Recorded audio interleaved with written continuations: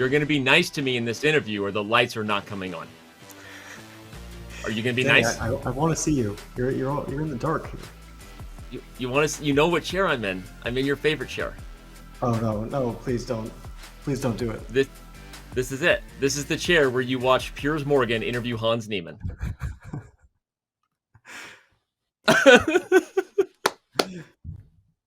I remember that very well. That was a That very interesting happened moment. right before you and I filmed that Chessable commercial. After you literally spent more hours than was humanly healthy in this chair. Actually, to be honest, like shout out to your Chessable course, by the way.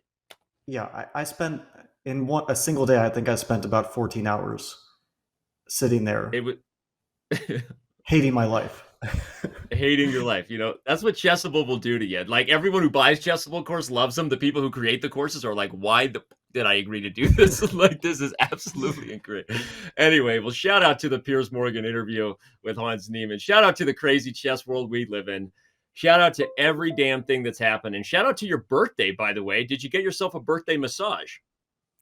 I didn't get a massage, but I did get a cupcake. That's pretty good though. I mean, it's not a massage, but at 32, I think we're like done with gifts, and it's just we'll take what we can get. So I got a cupcake.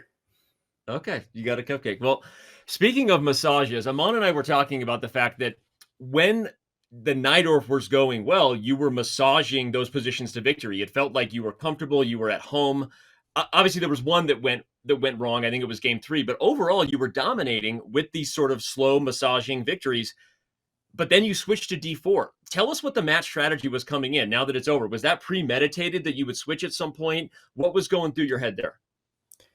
Yeah, so I had a general strategy, which was that I figured that Alexei, who really stays true to his openings, would probably play the Najdorf, although there was a small chance he would play some other Sicilian, but I thought it's like very, very likely he'll stick to the Najdorf the whole match, and probably the E3 Nimzo, which he is probably the biggest expert in the world in and plays it not exclusively, but very, very often. And so I remembered that I had this idea, this very rare Queen D3 line to play against Anish quite a while back, and I thought, why don't I play it? It's a relatively unknown or little known line. It's rather poisonous if you don't know what to do, and the only problem was that it is a complete mess positionally. So even if Black goes somewhat wrong, it remains a really, really complex strategic mess. Um, and so I figured that in the breaks he would find out what to do, but before we get to the break, it might not be so easy if he doesn't know it super well. Uh, so yeah, overall it was a good idea. I think it was a good pick. I mean, the first game was a rather sad ending to mouse slip Queen F4, um, and then okay, the third game also I had an opening disaster, but overall it was pretty good. And I think with Black, my openings really stayed very healthy throughout the match, and that was a really important factor. You mentioned, so I got to go there. The Botez Gambit in game 1 gave up the queen with a mouse flip. Game 3 didn't go your way either.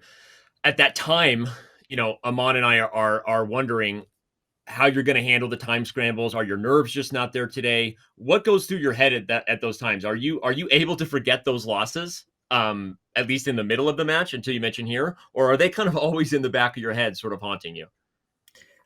Yeah, of course, it was very unpleasant, those two games especially. But I figured that it's going to be a very long match no matter what. I mean, if you look at almost all matches, there are a few where like someone runs away with it, but usually it remains pretty close going into bullet, and then bullet very often decides it. So I wasn't like panicking or anything, and I figured, I mean, I'm not playing badly.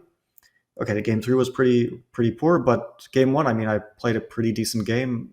A mouse slip, it's not really my fault. It was just an accident. Like I basically in that position wanted to trade queens, so I was thinking, okay, queen e3 at some point we'll trade queens, and then he played something, and I was like touching my queen, but I didn't want to go to e3 suddenly. Then I wanted to go back to my bishop, and then I just let go of the queen on the f4 square. It was a tiny tiny slip, but I really wasn't despairing. I figured that if my openings with Black stay pretty okay, then I'll get my chances. That's great. I mean, not being discouraged after that, probably shows why you're Fabiano Caruana and I'm not, and probably neither is Amon. I don't think Amon is Fabiano Caruana either. But all right, sticking on the subject of time scrambles, nerves, how you handle kind of the fastest moments, I'm gonna jump ahead to a feature chat question, but it was something Amon and I wanted to ask anyway, which is, what were you thinking would happen in the bullet? Ultimately, you ran away with it. How do you look at the different time controls in the SCC? I think that sometimes people look at you and say, you're obviously a great classical chess player, which the assumption being, do you like the blitz time controls? Shouldn't you, in theory, get worse as the time control gets faster? But no, you actually got better today and played very well in the bullet. So, how are you preparing at this point in your career? Are you conscious of working on your bullet? How do you think about the bullet with increment? Just talk a little bit about how you're handling the fastest time controls here. Well, I figured that it's not a huge difference. It's not straight bullet where you can get flagged and where I'm not very confident, right? In a straight bullet game, I don't know if I would feel very confident against most good bullet players, including Alexey. But with the 1 second By increment, the way, it's including me, basically by the way, like, how would you do against me in a bullet match? By the way, oh, I would adopt you many times over. 1-0 or 1+1? Either one. That is game on. You and Anish are out over your skis. You're not in the bullet leagues of these other guys. And I know you already saw the Twitter feud with Anish. We will do that at some point. Don't I'm down. I'm down, Danny. Okay. Get back to what you're saying about bullet, and I'm gonna seethe over here. Well, Eating. with 1-1, it's what we're doing throughout the match. I mean, at some point, the 3-1 and the 5-1 goes down to the last few seconds, and we were more or less trading blows when it got down to seconds. I mean, I was blundering away some very critical games, but it wasn't like I was also winning games when we were down to the increment. So I figured, what's the difference really? It's going to be more important like the start of the game again. Who's playing more intuitively well when we still have plenty of time on our clock. And at that point, I was very happy with my openings. I thought that like my Nimzo was starting to look pretty good. At the start, I was playing a very risky line, and he punished me in one very nice game where I played it, where he just attacked me on the king side and I had no chance. But then I moved away from that line. I was pretty confident with the positions I was getting. With white, I thought, okay, now we'll play a bit more positional, no Nighthorse, just English and some sort of Carlsbad structures, which I felt like I was consistently outplaying him in the Carlsbad structures in the 3 minute and also in the 1 minute. So I wasn't feeling unconfident at all. I mean, I wouldn't have been surprised if the bullet went poorly. I wouldn't have been surprised if the bullet went well. It's one of those things where a lot of momentum very often carries you. And I've had like very bad bullet stretches in the past in this format, like against Duda a few years ago, against Hikaru. But Hikaru is, I think, kind of a league ahead of most of the other guys, except for maybe Magnus. But I've also had like good bullets portions against Maxime 2 years ago Yep. when we were doing the commentary in 2021, and against Noterbeck last year, and against Arjun. So I really wasn't like unconfident, but anything can happen. I've seen it all in these matches. Sure. We have seen it all in these matches with you, and you have a pretty good record in the round of 16. I remember you were upstairs in the office winning that match versus MVL. It was adorable. We had the world championship. We commentated on the couch. And Robert came in. That was a nice moment. That was so great. Question from chat. What are your 3 favorite books on that bookshelf behind you? Actually, I got asked this question recently because I was talking to some up and coming kids in Jamaica, some of the members of this new program in Jamaica, like GM Intent to make a Jamaican Grandmaster. Yeah. And so they were asking me like, what are the books that you recommend? And so I said some of the classics, like Zurich 1953, Fischer's Memorable Games, and 2 of the books which, when I grew up, I really think I gained a lot from them were also what I mentioned, Jonathan Rowson's Seven Deadly Chess Sins and Chess for Zebras, because I think a lot of books don't go into the psychology part of chess, and those do.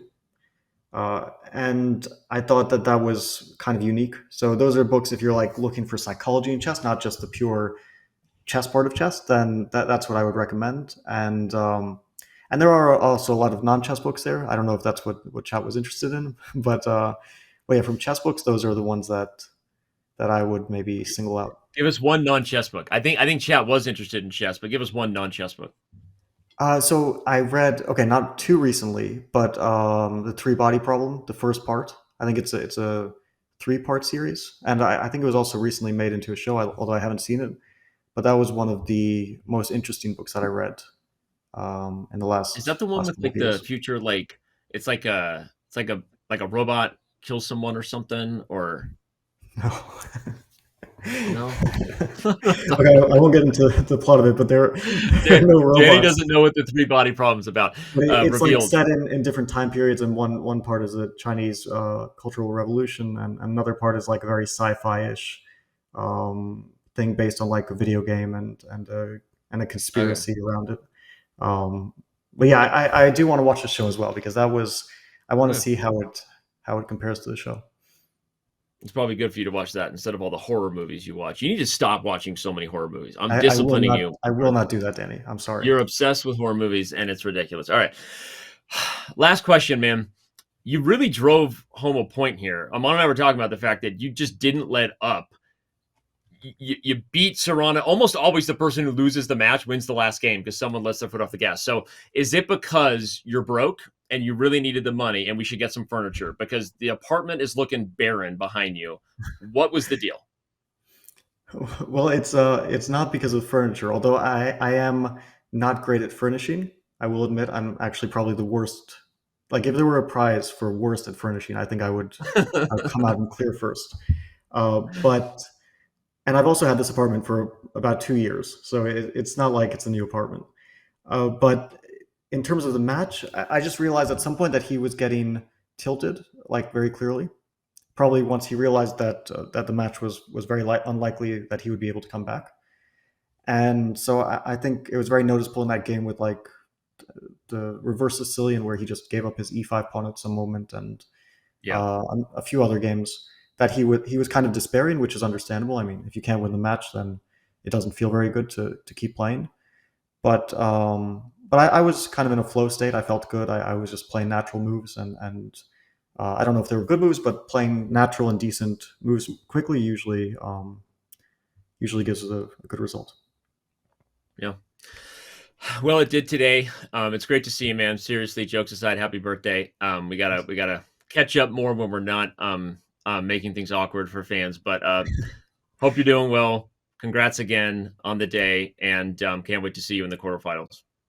Thanks, Sammy.